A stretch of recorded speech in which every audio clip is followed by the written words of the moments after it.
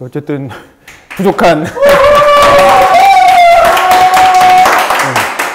부족한 저에게 2번이나 발표 기회를 주셔서 감사드립니다. 한 달 전에 저희가 얘기했을 때 뭐 대략적인 내용은 다 말씀을 드렸는데 조금 한 달 정도 좀 더 생각을 하고 이 내용을 조금 더 확장해가지고 좀 추가해서 한번 준비를 해봤고요. 제목은 이제 인생 신모작을 위한 평생교육 혁신 전략 이제 파트 2가 되는 거죠. 저는 오늘 발표를 맡은 신촌대학교와 이태원 클래스의 운영위원장인 윤범기라고 합니다. 반갑습니다.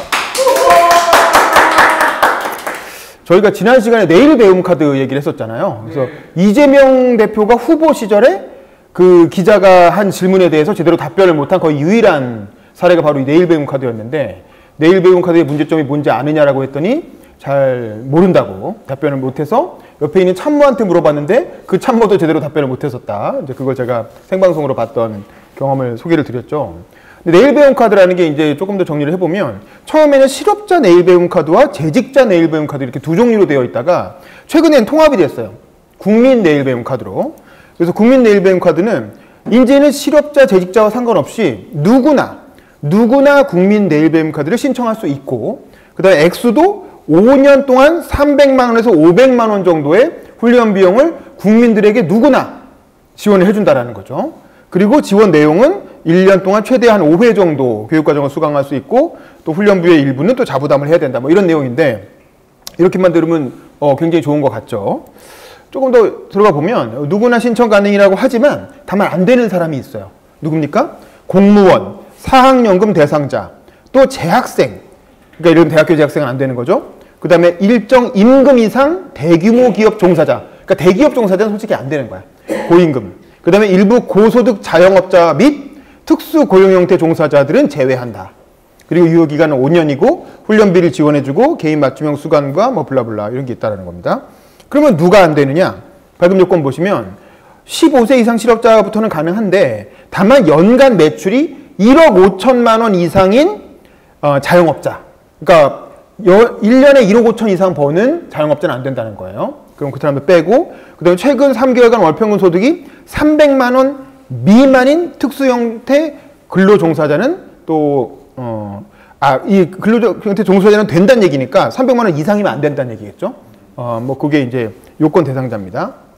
뭐 블라블라 이런 사람들이 발급이 된다. 그러니까 사실은 이거는 이전에 비하면은 좋아진 거긴 하지만 어쨌든 완전 100% 전국민 대상은 아니고 약간의 어떤 고소득자와 일부 자영업자에 대한 제한은 있다라는 말씀을 드릴 수 있을 것 같아요. 그런데 이제 제가 지난 시간에 말씀드린 것처럼 이 내일 배움 카드라는 거의 문제점은 기본적으로 공무원이 주고 공급자 위주라는 건 제가 지난 시간에 말씀드렸죠. 공무원들이 자기 편할 방식으로 센터 만들어서 거기로 오라 그래서 9 to 6로 앉아있게 하고 모든 수업을 다 표준화해서 그 공급자들이 가르치기 편한 방식으로 그렇게 진행을 하고 있다는 거죠. 그리고 그 배우는 과정이라는 것도 옆에 보시면 무슨 뭐 한국어 교원 3급 자격증, 직업 상담사 2급 자격증 이런 식으로 자격증을 따게 해주는 교육 과정이 줄고, 그리고 바리스타 자격증, 뭐 바리스타 자격증 따면 뭐 하겠어요? 커피숍 하는 거죠. 결국 자영업으로 가는 그런 루트들이다라는 거죠. 그래서 공무원 위주고 공급자 위주고 자격증 위주고 자영업 위주라는 게 바로 내일 배움 카드와 뭐 취업 성공 패키지 이런 정부가 운영하는 어떤 그 평생교육 시스템의 한계다라고 제가 지난 시간에 말씀드렸죠. 그러면 제가 운영했던 신촌대학교는 뭐가 달랐냐? 신촌대학교는 뭘 어쨌길래? 이건 지난 시간에 말씀드린 것처럼 신촌대학교의 영원한 총장이신 키팅 선생님이십니다. 그럼 저는 참고로 신촌대학교에서 이 글쓰기학과, 연설학과, 그 다음에 이코노미스트, 영어 신문 읽기학과, 그 다음에 대통령, 요거는 한국 정치에 관한 제 전공 분야죠. 수업, 그 다음에 오바마의 자서전을 읽는 독서, 뭐 등등 이런 과목들을 제가 신촌대학교에서 이태원 클래스까지 이런 교과과정을 통해서 개설을 했었고요. 그래서 이런 걸 왜 했냐? 신촌대학교의 설립 이념은 도대체 뭐였느냐? 첫 번째는 세상을 바꿀 누군가를 길러내야 된다. 이 세상은 그냥 가만히 두면 바뀌지가 않잖아요. 세상을 의식적으로 바꾸겠다고 노력하는 누군가를 어딘가에선 길러내야 되는데 그 어딘가가 신촌대학교가 되어보자 라는 게 이제 저희들의 처음 문제의식이었던 거죠. 그래서 예술, 정치, 언론 등 각 분야에서 세상을 바꾸기 위한 활동가를 키워보자. 이게 이제 신촌대학교의 설립 목표고, 그래서 누구나 배우고 누구나 가르칠 수 있는 문턱이 낮은 대한대학을 만들어보자 라는 거였던 거죠. 그래서 이제 왜 누구나 배운다는 의미는 등록금이 싸다 혹은 입학시험이 없다는 뜻이고 누구나 가르칠 수 있다는 건 가르치기 위한 자격 조건을 걸지 않는다는 거죠. 뭐 자격증이 있어야 된다든가 학위가 있어야 된다든가 그런 걸 하지 않고 누구나 강사가 될 수 있는 시스템을 만들었다라는 게 이제 신촌대학교의 취지였습니다. 그럼 도대체 왜 대한대학을 만들려고 하느냐? 일단 첫 번째는 인생 신모적 사회라는 거죠. 제가 오늘 발표하게 된 주제인 것처럼 앞으로 옛날에는 이제 산업화 시대에 경제가 성장하던 시기에는 한 회사를 들어가면 그 회사에서 한 30-40년 다니고 되게 그 회사는 중소기업에서 시작해서 대기업까지 성장하고 그럼 거기서 일반 사원으로 시작해서 뭐 대리 달고 과장 달고 하다가 뭐 사장, 계열사 사장까지 하고 나오면 되게 이제 인생이 끝나는 거죠. 그리고 퇴직하고 나면 10년쯤 살면 이제 암 걸려서 죽는 겁니다. 해외여행 몇 번 다니다 보면. 근데 요즘은 100세까지 사는데 평균적으로 어떤 기업의 수명이 10년 안쪽이라는 거죠. 우리나라의 평균 지금 기업 수명 10년 정도 되면 회사가 망하던가 뭐 인수합병되던가 뭐 없어지던가 이렇게 되잖아요. 그러면 본의 아니게 이직을 할 수밖에 없는 거죠. 그리고 인간은 100세 시대를 산다고 하니까 10년, 20년, 30년, 40년 살 때마다 10년 단위로 직업과 직장을 바꾸면서 100세까지 살아야 되는 시절이 왔다. 그게 바로 인생 신모작 시대라는 거죠. 이런 인생 신모작 시대가 오면 뭐가 달라지느냐? 고용 형태가 달라진다는 거죠. 한마디로 말해서 정규직이 사라진다. 그리고 우리가 비정규직이 늘어난다고 얘기했지만 사실은 정규직이 사라진다는 게 더 정확한 표현이다. 왜냐하면 이제 4차 산업혁명 시대가 온다고 하면서 모든 산업기술의 변화가 빠르기 때문에 아까 기업의 변화도 마찬가지죠. 정규직이라는 게 의미가 없는 거예요. 정규직 다니면 뭐합니까? 그 회사가 10년 안에 사라지는데. 그러면 결국 누구나 다 프리랜서, 비정규직, 플랫폼 노동자 비슷한 삶을 살 수밖에 없는 그게 기본인 이제 시대가 온다는 거죠. 그렇지 않은 뭐 공무원이라든가 일부 대기업이 있는 거고. 그럼 이런 사회에서 우리는 어떻게 살아야 될 것인가? 그런 문제를 해결하기 위해서 국가를 개혁한 사례가 있죠. 그게 이제 대표적인 게 독일의 하르츠 개혁이죠. 독일의 하르츠 개혁이라는 건 바로 고용과 노동시장 유연화와 그리고 충분한 사회 안전망과 그리고 평생교육. 이건 적극적 노동시장 정책이라고 하죠. 그래서 이 3박자가 고용시장은 유연화됐지만 그래서 하르츠 개혁해가지고 미니잡이라는 걸 많이 만들었잖아요. 그 정규직의 기득권을 많이 허물고 그랬지만 대신 이제 그 고용시장에서 떨려 나온 사람들을 국가가 사회 안전망으로 받쳐주죠.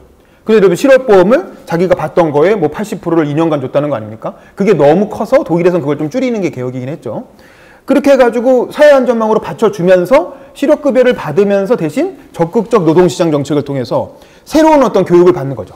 새로운 직업 교육을 받고 취업 알선을 받고 그런 걸 통해서 자기의 어떤 취향과 적성을 찾아서 새로운 분야로 가게 되는 이게 이른바 하르츠 개혁이 이제 의도했던 그런 유연 안정성 사회, 뭐 이게 북유럽 모델이라고도 하죠. 그래서 그 덕분에 독일은 그 슈레더가 추구했던 하르츠 개혁이 메르켈 시대에 완성이 되면서 그 이후에 한 10년 이상 굉장히 그 유럽 경제를 선도하는 세계의 어떤 제조업 강국으로 지금까지 물론 이제 최근에 우크라이나 전쟁 이후에 좀 흔들리고 있지만 잘 나갔던 거 아닙니까? 그래서 이런 시대에 필요한 교육은 무엇이냐? 산업화 시대에는 소품종 대량 교육, 뭐 100명, 200명 듣는 대형 강의 이런 게 필요했다면 지금은 다품종 소량 교육이라는 거죠. 그러니까 한 명이 듣든 5명이 듣든 그 사람한테 꼭 필요한 맞춤형 교육을 하면 된다 이거지. 옛날처럼 뭐 대형 강의에 사람들 모아놓고 뭐 이렇게 의미가 없다는 거죠. 그래서 그런 강좌를 추구했던 게 바로 신촌대학교였다. 그럼 니네는 어떤 강좌를 만들었었는데 예를 들면 이런 것들이에요. 이 가라오케 근현대사라는 강의를 하셨던 분은 원래 서울대 국사학과 대학원생이었어. 근데 어렸을 때부터 할머니의 영향을 받아갖고 트로트를 되게 좋아했어요. 그래서 가요의 역사에 대해서 한번 자기가 강의를 해보고 싶었던 거야. 근데 서울대 국사학과 교수님한테 교수님 제가 가요를 가지고 한번 강의를 해보면 어떨까요? 라고 얘기했더니 그 서울대 국사학과 교수님 뭐라 그랬겠어요? 야, 이 미친놈아. 어디 감히 딴따라 짓을 가지고 학교에서 뭘 하겠다고 하느냐라면서 학교에서 엄청 혼만 나고 망신만 당했던 거죠. 그랬는데 나중에 저랑 이렇게 신촌대학교를 같이 하게 되시면서 신촌대학교 1학기 때 이 가라오케 근현대사라는 걸 개설하신 거예요. 나 이거 해봐도 되냐 그랬더니 하라고. 그래갖고 이 가라오케 근현대사 수업이 대박이 나면서 아시다시피 지금은 유명한 유튜버가 되셨죠. 그래서 요즘은 유튜버로 제2의 인생을 살고 계신 백이성 강사님이시죠. 그 다음에 또 하나는 이제 섹스학과. 저분은 섹스 칼럼을 쓰시는 분이었어요. 한겨레 같은데. 섹스 칼럼니스트인데 저는 이분이 처음에 와가지고 처음에 무슨 사회적인 엉덩이학과 이렇게 신청을 한 거야. 그래서 이게 뭐지 하고 들어보니까 알고 보니까 진짜는 섹스학과였어요. 근데 성교육을 하는 학과인데 뭐냐면 성교육이 크게 3단계가 있는 거야. 1단계 성교육은 생리적인 거예요. 정자와 난자가 만나서 수정이 되고 뭐 이런 거 초등학교 때 배우잖아요. 중고등학교 때. 그리고 2단계 성교육은 피임이에요. 그리고 뭐 콘돔을 씌우는 법이라든가 뭐 그런 거. 그래서 그런 거를 가르치겠다고 하는 것도 지금 학교에서는 저항이 되게 많잖아요. 학부모들이 막 몰려와서 반대하고 막 그러잖아요. 그래서 바나나 갖고 오라 그러고 막 콘돔 나눠주고 이러면 난리 나는데 이분의 성교육은 그걸 넘어서는 거예요. 그게 2단계고 이번 3단계 뭐냐면 실제로 침대 위에 올라가서 우리가 몸을 어떻게 써야 되는가, 몸을 어떻게 움직여야 정말 상대를, 남자는 여성을, 여성은 남자를, 상대방을 즐겁게 해줄 수 있는가, 우리가 이 섹스라는 걸 통해서 어떻게 인생을 더 행복하게 살 수 있는가를 배우는, 물론 실제로 실습은 하지 않습니다. 큰일 나겠죠, 실습하면. 실습은 하지 않지만 어떤 그런 거에 대한 이론적인 강의를 통해서 수업을 하시는 그런 분이었고, 뭐 이런 강의들. 그 다음에 예를 들면 아나운서 스피치. 여러분 아나운서 스피치 한 학기 다니면 학원비 얼마인지 아세요? 아나운서라는 게 사실 20대 여성들이 굉장히 되고 싶어하는 직업 중에 하나인데, 아나운서 보몬이니 뭐니 유명한 아카데미들이 있잖아요. 신촌에 있는. 그런데 가면 한 학기가 한 석 달 정도 대학교랑 비슷하거든요. 등록금이 400만 원이에요. 거의 대학교 한 학기 등록금을 받아요. 한 과목 배우는데. 아나운서 스피치 하나 배우는데. 그래서 가계학교부터 시작해서 여기 볼펜에 입 물고 이렇게 발음 교정부터 하거든요. 근데 이거를 400만 원 내고 한다고 해서 다 아나운서가 되는 게 아니잖아요. 그리고 요즘은 정규직 잘 뽑지도 않잖아요. 그러니까 어떻게 하냐? 400만 원 내고 그냥 진로 적성 확인해보고 일자리도 없는 거야. 그러니까 괜히 그냥 돈만 버리고 아나운서 못 되거나 프리랜서 아나운서를 전전하는 경우가 많죠. 근데 저희 신촌대학교에서는 실제로 다 아나운서 스피치를 본인이 다 배우신 분들인데, 약간 작은 회사에서 아나운서 하신 분들도 있고, 이런 분들이 이 강좌를 전에 말씀드린 가격, 반에 반값 등록금 4만 원으로 개설했다는 거야. 그러니까 400만 원짜리 강의를 4만 원에 100분의 1의 가격으로 개설을 해서, 물론 이게 똑같이 석 달이나 하진 않았죠. 짧게 한 달 정도의 과정이었지만 그래도 진로 탐색하는 효과는 있다는 거죠. 이게 내가 적성이 맞나 안 맞나를 적어도 이런 강의 수업을 통해서 알아볼 수 있는 그런 굉장히 저렴한 형태의 교육과정을 제공했던 거고, 마찬가지로 기상캐스터도 마찬가지입니다. 기상캐스터도 아나운서 스피치 학원에서 조그만 이제 특별 강좌처럼 한 강 정도 하는 거를 당시 현직 기상캐스터, 지금도 기상캐스터라고 있는 MBC의 최아리 기상캐스터나 얼마 전에 SBS 그만둔 SBS의 전소영 기상캐스터, 이런 분들을 섭외를 해서 이런 분들이 신촌대학교, 테헤란노대학교에서 다 강좌를 열어주셨던 거죠. 그래서 요거는 제가 했던 필살기 논작학과 이렇게 글쓰기 강의를 했던 모습이고, 이런 식으로 둘러앉아서 첨삭, 각자 자기가 쓴 글을 발표하고 같이 첨삭하는 시간도 가졌고, 연설학과 같은 경우에 신촌 거리에서 실제로 이렇게 거리 유세를, 거리 연설을 하는 실습 수업을 진행하기로 했었죠. 그리고 또 하나 이런 거 있어요. 국회 보좌진. 사실 국회 보좌관 되면 연봉 얼마인지 아세요? 4급 보좌관은 연봉 8천입니다. 연봉 8천 받는 직업인데 어떻게 되는지 아세요? 도대체 국회 보좌관 되려면 뭘 배워야 돼? 어떤 걸 알아야 돼? 그거 교육과정에서 가르쳐주나요? 저도 정외과 나왔지만 국회 보좌관 되는 법 한 번도 배운 적이 없는데, 그러니까 사람들이 니즈는 있는데 어떻게 하는지 알 수 없는, 그렇다고 뭐 국회 보좌관 되는 학원이 있는 것도 아니잖아요. 그래서 현직 국회 보좌관이었던, 지금은 이제 좋은불평등 책으로 아주 셀럽이 되어가고 계신 최병천 전 보좌관님이 이렇게 강좌를 열어서 이 강좌도 한 30-40명쯤 수업을 할 때마다 진짜 수많은 수강생들이 모여서 굉장히 성황이 되었던 강좌였고, 또 직장인들을 위해서 예를 들면 요가학과라든가 연극학과라든가 직장인들이 직업적인 부담 없이 좀 가볍게 편하게 배울 수 있는 학과들, 또 사회 문제를 비판하고 실천하는 학과들, 예를 들면 이분은 세월호 때 유명해졌던 그분이잖아요. 논란이 좀 있긴 했지만, 누군지 아시겠어요? 이분?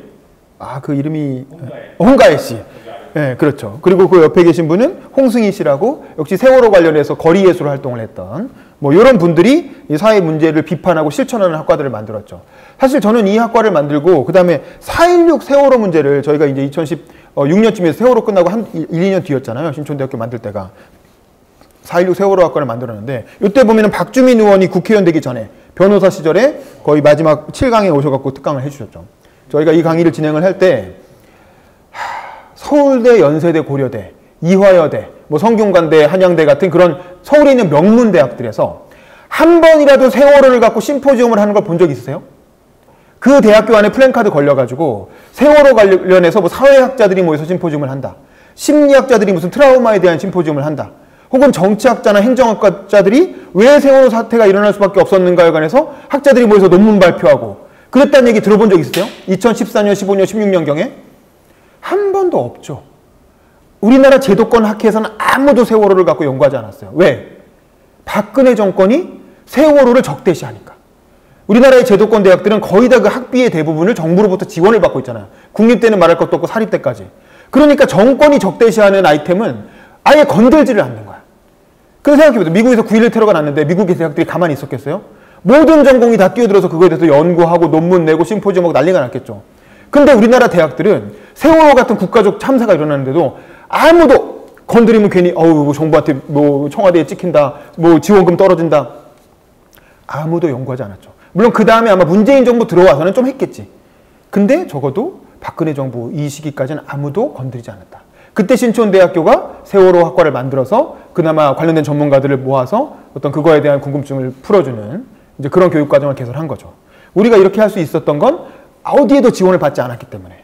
그 당시 서대문구청장 민주당 분이었고 서울시장 박원순 시장이었지만 또 한기로 감독님하고 친했지만 세월호 그 신촌대학교를 처음 지어낸 한기로 감독님하고도 인간적인 친분이 있었지만 일부러 전혀 도움을 받지 않았어요. 왜냐하면 도움을 받으면 그게 정권이 끝나면 시장 바뀌면 구청장 바뀌면 도움이 끊길 거 아니에요. 도움이 끊기면 운영이 안 될 거 아닙니까? 그래서 우리는 지속 가능한 모델을 만들어야 되기 때문에 그렇게 어떤 정부기관의 도움을 받지 않고 우리 스스로의 자력으로 해보자. 그래서 반에 반값 등록금이지만 등록금을 받아서 그 돈을 가지고 운영을 해보자라고 했던 거죠. 그게 이제 신촌대학교의 모델이었던 건데 이건 사실 우리만 생각한 게 아니고 박원순 시장도 비슷한 얘기를 했어요. 박원순 시장이 그 서울의 자유시민대학이라는 걸 만들겠다고 하시면서 이 손에 들고 가신 노란색 책이 있죠. 여기 보면 독일 미넨 시민대학이라고 적혀 있거든요. 이게 뭐냐면 박 시장은 이제 변호사 시절에 참여연대 이런 걸 하시면서 전 세계를 많이 돌아다녔잖아. 그때 독일의 미넨 대학을 가본 거예요. 미넨 대학은 뭐 몇백 년 된 아주 오래된 역사와 전통을 자랑하는 대학, 명문 대학이잖아. 근데 낮에 가면 일반 대학생들이 모여갖고 같이 수업을 듣고 있어. 근데 그 저녁 시간이 되면 똑같은 강의실에 수많은 지역 시민들이 몰려드는 거예요. 주민들이 몰려들어서 그 미넨 대학이 그대로 미넨 자유시민대학으로 바뀌는 거예요. 그래서 지금 손에 들고 계신 게 뭐냐면 미넨 대학의 커리큘럼 있죠. 미넨 자유시민대학의 커리큘럼. 도대체 자유시민대학에서 뭘 배우는데? 라고 해가지고 예를 들면 학과 소개하는 그 교육과정에 대한 설명서 이런 게 있을 거 아니에요. 사람 수강 신청할 때 보라고 만든 거. 그거를 갖고 오신 거야. 그거를 갖고 와서 보여주는데 그게 두께가 뭐 500페이지, 600페이지가 된다는 거죠. 이 책 한 권이 나올 정도로 엄청나게 다양한 수업들이 생겼다 없어졌다 하는 거야. 그래서 거기서 배운 내용을 가지고 자기의 원래 경험과 결합시켜서 창업을 넘어서서 아예 창직을 하는 거죠. 새로운 형태의 직업을 만들어내는 그런 게 이제 자유시민대학에서 일어나고 있었다는 거예요. 그걸 박 시장님이 소개를 한 거죠. 그래서 박원순 시장은 그걸 아이디어를 받아와서 뭘 만들려고 했냐면 서울형 자유시민대학을 만들려고 했어요. 근데 이제 저는 이게 안타까운 게 아마 박 시장님이 생전가였기 때문에 당시에 서울시장이었고 어쩔 수 없었다고 생각하는데 보시면 아시겠지만 이 구조가 어떻습니까? 중앙집중적이죠. 서울에 일단 본부 캠퍼스를 먼저 만들고 시청 근처에 저희 시청 근처에 아마 시민청에 있었을 거예요. 그 다음에 서북권 캠퍼스 은평에 강남에 하나 중구에 하나 금천구에 하나 중랑구에 하나 이런 식으로 5개 캠퍼스를 만들고 밑에 대학연계 시민대학 25개 기관연계 시민대학 500개를 만들겠다라는 게 박 시장님의 구상이었어요. 근데 여러분 이거 실현이 됐습니까? 박 시장님이 10년이나 서울시장을 했는데도 불구하고 이거 실현됐나요? 주변에서 이 자유시민대학 다니는 분 본 적 있으세요? 저는 사실은 이게 어떻게 보면 박 시장님의 한계였다. 이게 뭐냐면 뭐든지 중앙에서 먼저 만들어서 만들어서 밑으로 뿌리려고 했던 그런 어떤 중앙집권적 방식, 행정이 주도하는 방식. 이게 사실은 10년이나 노력했음에도 불구하고 의미 있는 성과를 남기지 못했고 결국에는 시장 바뀌고 박 시장님 돌아가시고 시장 바뀌고 나니까 어떻게 됐어요? 지금 그 예산 다 깎고 있잖아요. 다 깎고 없애고 뭐 자치, 자율, 뭐 마을 이런 거 들어간 거 다 없애잖아요. 그러니까 이제 이런 어떤 그 시장 개인의 어떤 개인기 혹은 행정 권력에 의존했던 방식은 이런 식으로 좀 한계가 있을 수밖에 없다는 거죠. 그래서 저는 사실 대안적으로 좀 말씀드리고 싶은 건 북유럽 얘기를 좀 할 수밖에 없을 것 같아요. 지난 시간에 제가 일본의 시부야 대학 말씀드렸는데 사실 시부야 대학보다 훨씬 더 먼저 있었던 게 이제 북유럽 모델들이라고 할 수 있죠. 이 대표적인 게 덴마크입니다. 덴마크 이제 제가 이 책도 가져왔는데 어메이징 디스커버리라고 만화책이거든요. 이 덴마크의 어떤 전 세계에서 가장 행복 지수가 높은 나라 중에 하나가 덴마크인데 왜 그런가 알아보는 그러니까 먼 나라 이웃 나라 같은 그런 만화책이에요. 근데 보시면은 되게 재밌는 내용이 많이 소개가 되는데 덴마크 하면 특히 평생 교육이 유명한 그런 나라죠. 그래서 덴마크에서 일찍이 1814년에 벌써 200년 전이죠. 의무 의무민 중학교령이라는 게 공포가 되고, 그 다음에 학교 교사들에게 소녀들에 대한 계속교육 실천의 의무를 부과했고, 1820년에는 대도시와 농촌의 야간학교 개설을 촉진했다. 그래서 덴마크의 행복교육이라는 책도 있는데, 그래서 덴마크의 평생교육하면 누구를 떠올려야 되냐면 이 그룬투비라고 하는 사람을 떠올려야 돼요. 이 그룬투비라는 사람은 국내에선 그렇게 많이 알려져 있지 않지만, 여러분도 이 얘기 들으면서 그룬투비란 이름만 입력하고 가도 그래도 꽤 남는 그게 될 것 같아요. 그룬투비는 우리나라로 치면 이런 느낌, 세종대왕하고 도산 안창호 선생하고 함석헌, CR의 소리 함석헌 선생, 요 세 명을 합친 듯한 느낌이라고 생각하시면 돼요. 그러니까 덴마크에서는 가장 유명한 사람이에요. 우리는 덴마크 위인 중에 뭐 키에르케고르나 보어나 이런 유명한 어떤 전 세계적으로는 철학자나 과학자들이 유명하지만, 덴마크 사람들한테는 가장 그 위대한 인물로 손꼽, 우리나라가 마치 세종대왕 높이듯이, 도산 안창호 선생 높이듯이 덴마크 사람들한테는 가장 위대한 인물로 꼽힌다는. 그래서 1783년에 태어나서 1872년에 돌아가셨으니까 거의 한 90살 사신 거죠. 한 세기가량을 사시면서 역사가이자 신학자이자 정치가이자 시인이자 교육 철학자로 한 100년에 가까운 세월을 덴마크를 근대화시키는데 아주 결정적인 공헌을 한 실천가이고 사상가이고 뭐 교육가이고 종교가이고 뭐 그렇다고 해요. 그래서 이분이 어떤 활동을 했냐면 이랬다는 거예요. 영국에서 유학을 하면서 근대적인 교육을 접했고, 그래서 덴마크로 돌아와서 혁신적인 교육계획을 주장했는데, 특히 민중교육을 중요하게 생각한 그룬투비는 기존 대학교와 문법학교가 너무 아카데믹하고 엘리트만을 위한 것이라고 비판하고, 민중의 눈높이와 민중의 생활에 도움이 되는 새로운 교육을 주장하였다. 그래서 그룬투비를 따르는 젊은이들이 전국으로 흩어져 성인들을 대상으로 한 폴케 호이스콜레 공민고등학교라는 걸 열었다. 폴케라는 건 포크, 그러니까 국민이라는 뜻이고, 스콜레는 이제 스쿨, 학교라는 거죠. 그리고 호이가 아마 성인이라는 뜻인가 봐요. 그래서 전국민 성인학교, 그러니까 일종의 이제 자유시민대학 같은 거를 이때부터 200년 전에 벌써 1800년대 200년 전부터 만드는 운동을, 우리 옛날에 아나바다 운동이나 뭐 그런 거 있잖아요. 그 일제시대에 이렇게 소설에 춘원 이광수의 소설에 나오는 것처럼 지역으로 쫙 흩어져가지고 학교 만드는 운동을 막 한 거야. 젊은이들이. 이 그룬투비의 영향을 받아서. 이게 이제 모든 것은 도서관에서 시작되었다라는 책에서 인용한 내용인데요. 그래서 보면 특히 어떤 대화를 통한 생활 속 교육을 되게 중시했다는 거예요.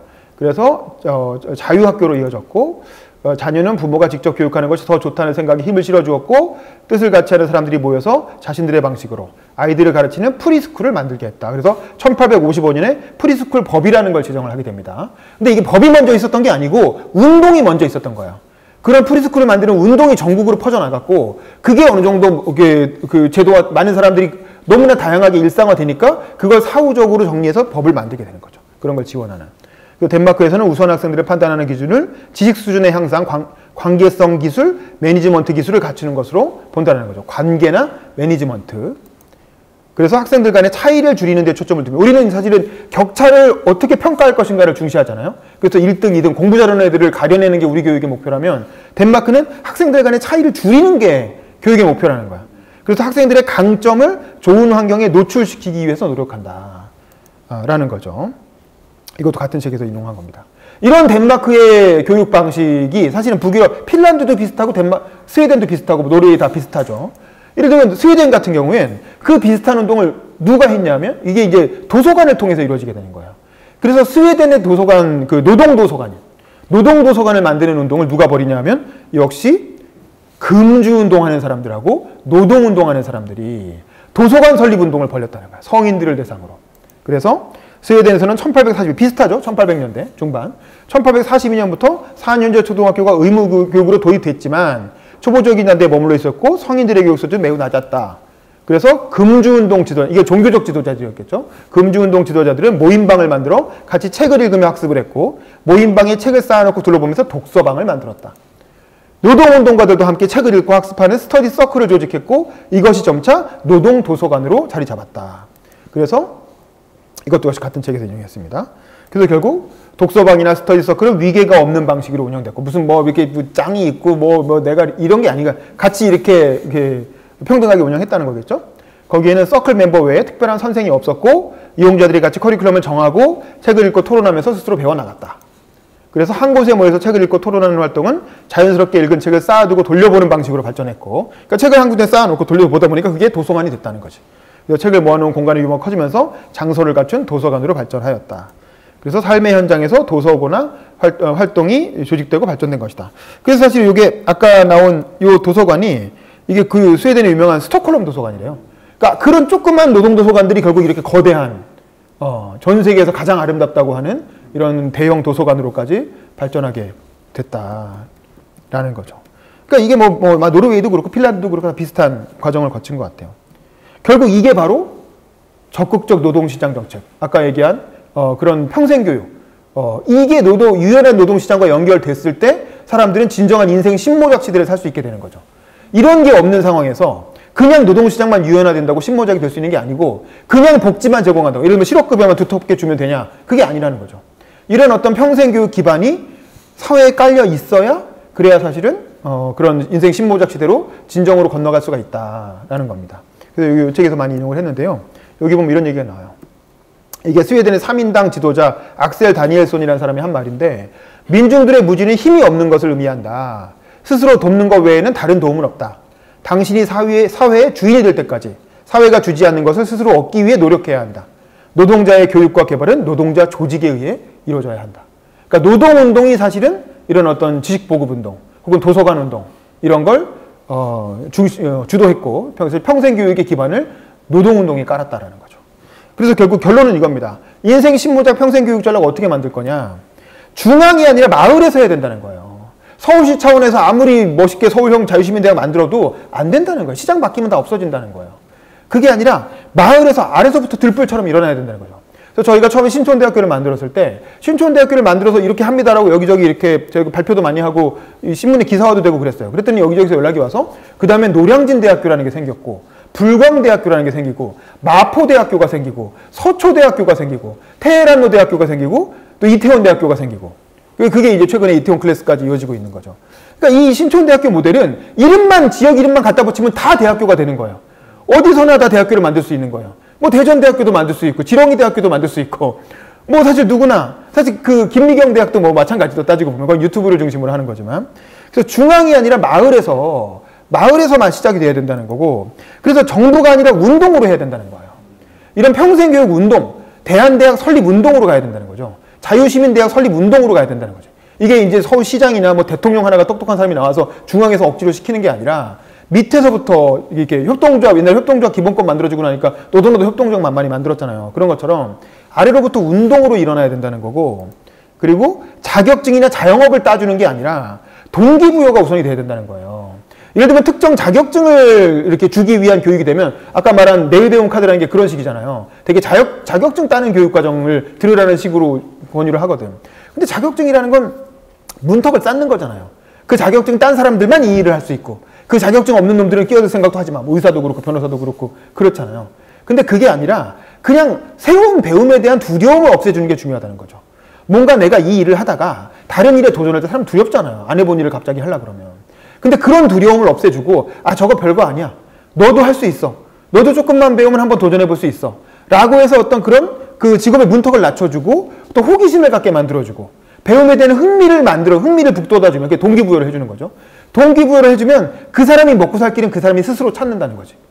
자꾸 뭐 이거 받으면 이거 들으면 뭐 취업 돼요? 이거 들으면 바로 뭐 일자리 생겨요? 이렇게 묻지 말라는 거예요. 물론 그거는 당연히 중요하죠. 그걸 하기 위해 평생하는 건 맞고. 근데 그건 결국 그 사람 본인이 찾는다는 거죠. 그렇게 할 수 있게끔 넛지해주는 정도의 역할만 해도 평생교육으로서 충분하다는 거죠. 그리고 그렇게 해서 본인의 적성을 발견하면 그 자기가 노력해가지고 돈을 벌어서 뭐 대학원을 가든가 새로 자기 나름의 어떤 교육 커리어를 쌓아나가겠죠. 근데 어쨌든 그 단계의 전까지 그 사람들이 그렇게 할 수 있도록 용기를 낼 수 있게 만들어주는 게 바로 평생교육의 목표가 돼야 된다. 그래서 누구나 인생 이모작은 강사를 할 수 있게 누구나 자기가 한 분야겠죠. 예를 들면 교사를 하다가 은퇴한 사람도 있을 수 있고 기업을 다니다가 퇴직한 사람도 있을 수 있고 저처럼 기자를 하다가 그만둔 사람도 있을 수 있잖아요. 그러면 자기가 한 일을 경험을 바탕으로 해서 누구나 남을 가르칠 수 있다는 거죠. 그래서 부담 없이 나도 그러면 강사 한번 해볼까? 물론 강사가 그걸로 풀타임 잡은 아니더라도 자기 시간의 일부를 할애해서 뭐 재능 기부를 해도 좋고 아니면 소소하게 지난번에 말씀드린 것처럼 아주 돈을 안 주는 건 아니잖아요. 신촌대학교가. 그래도 강사한테 돈을 준단 말이에요. 수강생이 많이 들어오면 그만큼 더 많이 받아가는 구조고 그렇게 해서 좀 소소하지만 조금이라도 용돈벌이를 하면서 자기가 가진 지식과 기술을 다른 사람한테 나누면서 또 보람도 느끼는 그런 방식의 누구나 인생 이모작 삼모작을 강사를 하면서 할 수 있는 그런 플랫폼을 만들어야 된다는 거고 그래서 학교나 센터, 정부가 만들어주는 그런 게 아니라 학원이나 센터가 아니라 학교나 대학이나 도서관 이런 데를 파고 들어가야 된다는 거야. 학교 건물 아깝잖아요. 수업 끝나고 나면 다 놀리잖아요. 대학도 요즘 뭐 신입생 점점 줄어든다는데 그 대학 공간 수많은 강의실 그냥 놀리면 아깝잖아요. 그리고 예를 들면 도서관도 공무원들 퇴근하고 나면 밤에 다 불 꺼버리잖아요. 근데 평일 저녁 시간에 주말 시간에 왜 그 좋은 공간 국민이 세금으로 그런 공간들을 치고 들어가서 활용해야 된다는 거고, 더군다나 요즘은 뭐 줌이 깔려갖고 온라인 수업도 얼마든지 가능하기 때문에 공간의 제약은 이제 거의 없다고 보시면 돼요. 그래서 그리고 또 그런 것들을 하려면 평생교육 코디네이터라는 또 새로운 일자리가 필요해진다. 그걸 지자체가 고용하든 대학이 고용하든 학교가 고용하든 아니면 도서관이 고용하든 이런 사람들이 그 평생교육을 촉진하는 역할을 하는 거죠. 그리고 주변에 어떤 그 지역의 전문가들이나 지인들을 끊임없이 만나고 섭외하고 설득하면서 이런 강의 개설해 보시면 어떻습니까? 이런 수업을 만들어 보면 어떨까요? 그래서 강의를 같이 기획하고 디자인해주고 그 강의를 예쁘게 포장해서 홍보를 도와주고 사람을 또 수강생을 적절하게 같이 모아주고 그런 역할을 하는 코디네이터가 필요하다는 거죠. 이것도 사실 제가 신촌대학교 운영위원장을 한 게 그런 일인 거예요. 그러니까 저 같은 사람이 많이 필요하다는 거지.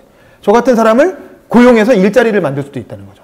그런 어떤 지역의 마당발들, 지역에 이제 아는 거 많고 이제 그런 설레발 치는 사람들 있잖아요, 지역마다. 그런 사람들이 평생교육 코디네이터가 돼서 도서관이나 학교나 이런 데 취업해서 그런 지자체에 취업해서 그런 일을 한다는 거고, 그래서 이를 뒷받침하기 위한 법적, 조례 제정 이런 것들이 필요하다는 거죠. 아까 덴마크나 스웨덴에서 그런 게 있었던 것처럼 그런 어떤 법적 어떤 제도적 뒷받침을 통해서 이게 어떤 하나의 운동으로 들불처럼 퍼져나갈 수 있도록 그런 그 노력을 하자라는 게 바로 평생교육 혁신 전략입니다.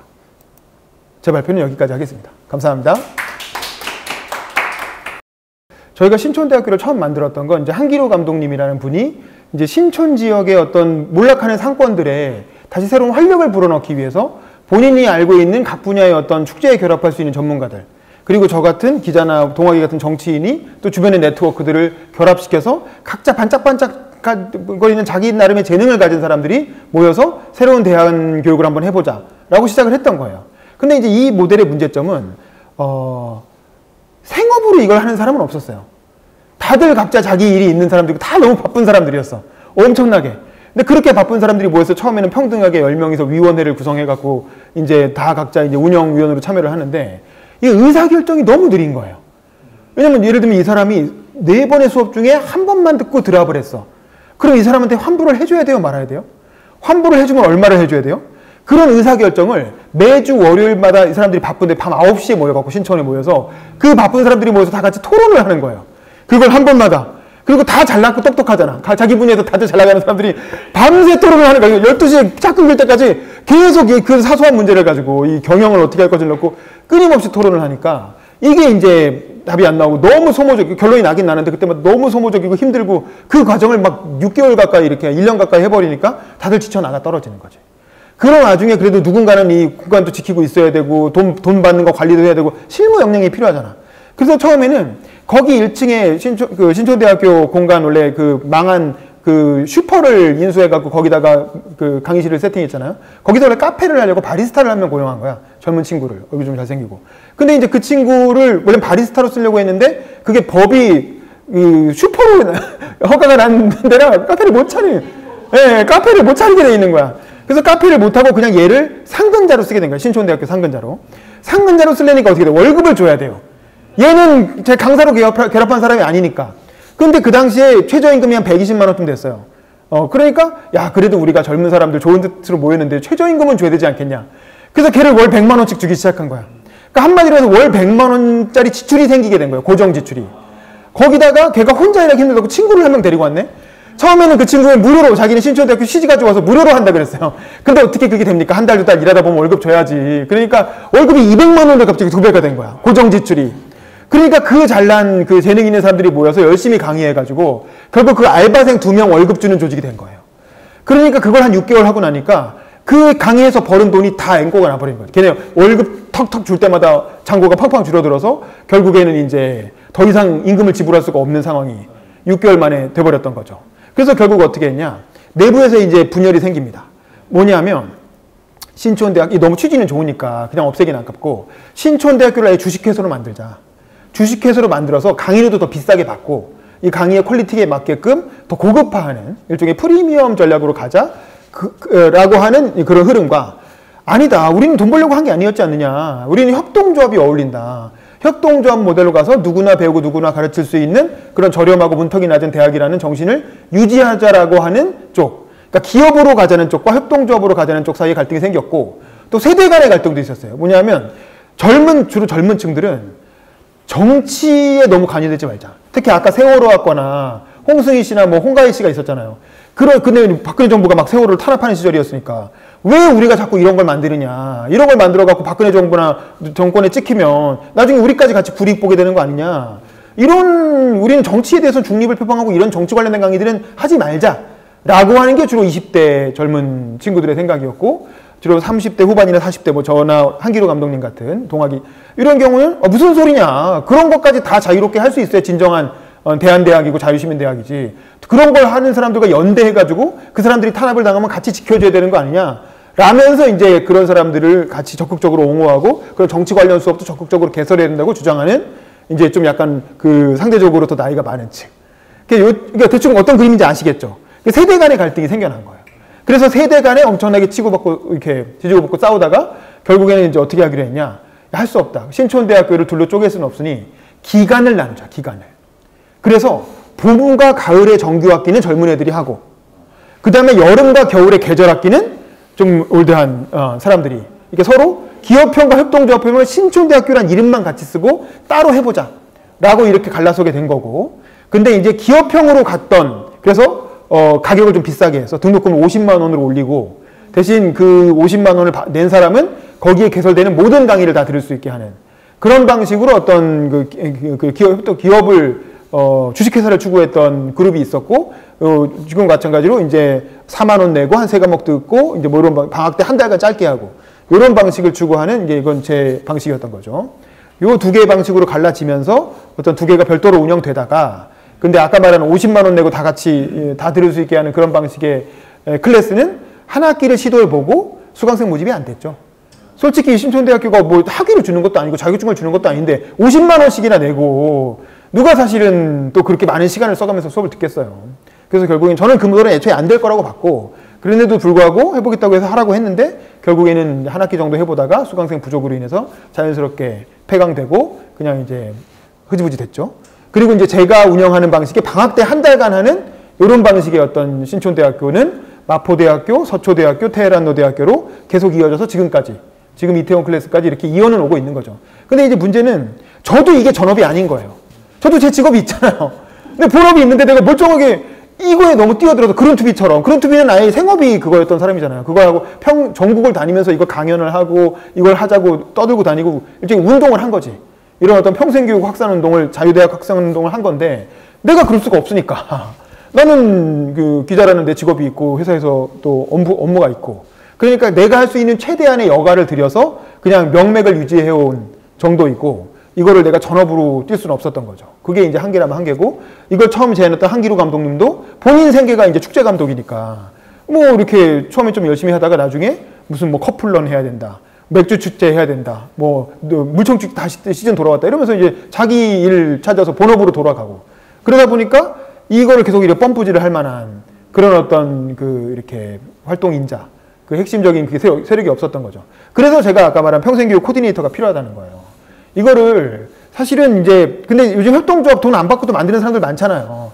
저는 그런 분들이 뭐 무슨 마을 공동체 뭐 마을 만들기 하면서 뭐 하나 보면은 모여갖고 뭐 이렇게 좀 그래요. 별로 그렇게 생산적인 활동들이 아니에요. 뭐 바자회 정도 하고 뭐 이러는데 그런 정도가 아니라 차라리 이런 교육과정 개설 운동을 적극적으로 마을학교 운동을 계속 펼쳐나가요. 그걸 협동조합과 결합시키면 훨씬 낫다는 거고 그거를 예를 들면 조례 같은 걸 만들어서 코디네이터를 채용할 수 있게 법적인 그거를 만들어주고 예산도 일정 부분 부여해서 물론 이제 그게 주가 되면 안 되겠죠. 너무 그거에 과도하게 의존해서는 안 되지만 적어도 그런 정도의 넛지를 이렇게 특히 이건 제가 보면 중앙정부보단 지자체가 하는 게 좋아요. 한 동 정도 수준에서 한 동사무소 그 이렇게 주민센터 정도 수준에서 아주 주민들과 가까운 지자체 수준에서 이건 뭐 구 차원도 너무 크고 제가 보기에는 동 정도 차원에서 동네의 어떤 지인들, 주민들을 잘 아는 그런 동장이나 어떤 그런 주민자치위원 이런 분들이 주도가 돼서 하면 훨씬 더 효과적으로 운영할 수 있고 거기에 뭔가 이렇게 지속 가능한 어떤 지원까지 갖춰지면 될 수 있다. 그리고 이걸 전국적인 운동으로 벌이는 지도자가 있어야 되겠죠. 덴마크에 그룬투비가 있었던 것처럼 옛날에 도산 안창호 선생이 전국을 다니면서 독립운동 이렇게 들불처럼 불러일으켰듯이 그런 역할을 하는 지도자가 그런 어떤 사상적 지도자, 어떤 실천적 지도자, 이제 그런 사람이 결합이 된다면 어떤 사회운동으로 발전할 수 있지 않을까. 저는 그냥 그걸 한번 시범 케이스로 해본 거고, 사실은 뭐 그런 거죠. 제가 언젠가 기자를 그만두게 되면 이걸 한번 본업으로 본격적으로 해볼까 하는 생각을 하는데 아직 할 일이 좀 남아 있어서 못하고 있습니다. 제 발표는 여기까지 하도록 하겠습니다. 감사합니다.